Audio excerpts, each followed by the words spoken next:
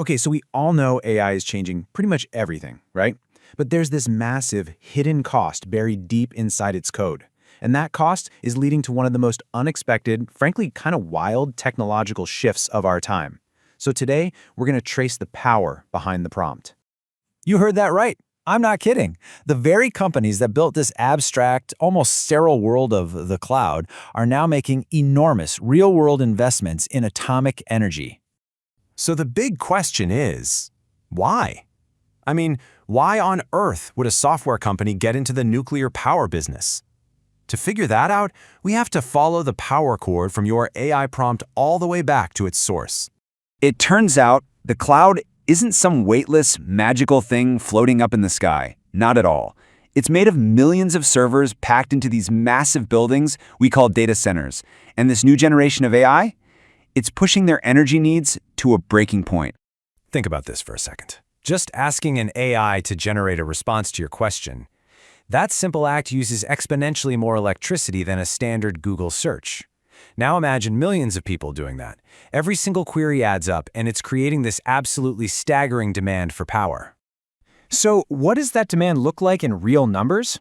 Well, the new hyperscale data centers they're building just for AI are designed to pull in upwards of 1 gigawatt of power.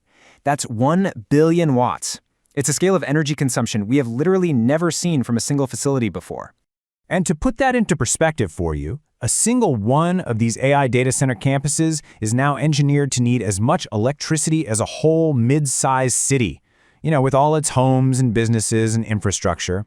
It's just incredible. And look, this isn't some small niche problem. The International Energy Agency projects that the global electricity demand just from data centers and AI, well, it could actually double by the end of the decade. Our innovation is seriously outpacing our ability to power it. Now, the obvious question here is, hey, what about renewables? I mean, tech companies have poured billions into wind and solar, but for AI, there's a really fundamental problem with that. See, here's the crucial point. AI doesn't sleep. The servers running these models need a constant, completely uninterrupted stream of power, 24/7, 365. We're talking 99.999% uptime. Even a fraction of a second of downtime could be totally catastrophic. This type of constant, unwavering energy supply, it has a name. It's called baseload power, and it's the absolute bedrock of any stable electrical grid. It's exactly what AI demands. This chart really shows you the problem, the huge reliability gap. I mean, the sun sets, right? The wind stops blowing. That makes solar and wind intermittent. You just can't count on them all the time. But nuclear plants, they just hum along, consistently, at over 90% capacity, giving you that essential baseload power AI has to have. And here's the real paradox. To make renewables reliable enough for AI, you'd have to back them up with natural gas plants, so-called peaker plants, to fill in all the gaps. And doing that, it completely undermines their own carbon-negative pledges. So the tech giants kind of found themselves backed into a corner. They need massive amounts of zero-carbon energy, but with the rock-solid reliability of fossil fuels. And you know what? There's only one technology on planet Earth that fits that bill. And this isn't some future prediction. This is happening right now. Amazon literally bought a data center campus just so it could plug directly into a nuclear plant in Pennsylvania. And Microsoft, they're helping bring a reactor at 3 Mile Island back to life just to power their AI ambitions. So what we're seeing is this clear 3-step playbook. First, you build your data centers right next to existing nuclear plants for immediate power. Then, for the future, you start pouring money into the next generation of reactors, these things called SMRs, or small modular reactors, which are compact enough to be built right on site.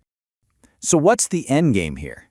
It's energy independence. It's a future where the internet is powered by a private network of corporate-owned nuclear reactors, completely separate, untethered from the public power grid that we all rely on. Now, this whole thing, it solves the energy problem for AI, sure, but it also opens up a Pandora's box of entirely new and frankly pretty unsettling questions about what our future is going to look like. I mean, what happens when companies that have historically just focused on software suddenly become major stakeholders in nuclear infrastructure? Who's responsible for the regulation, the waste, the security? These are some profound questions that we really don't have answers for yet. And let's be really clear about this. This isn't just a technological shift. It's a geopolitical one.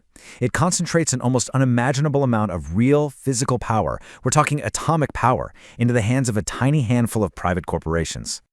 You know, in the end, it seems the race for artificial intelligence has slammed right up against a hard wall of reality. The ultimate limit isn't code, it's physics. And as we keep building our virtual worlds, we're being forced to confront the elemental forces of the physical one, leaving all of us to wonder, what comes next in this new atomic age?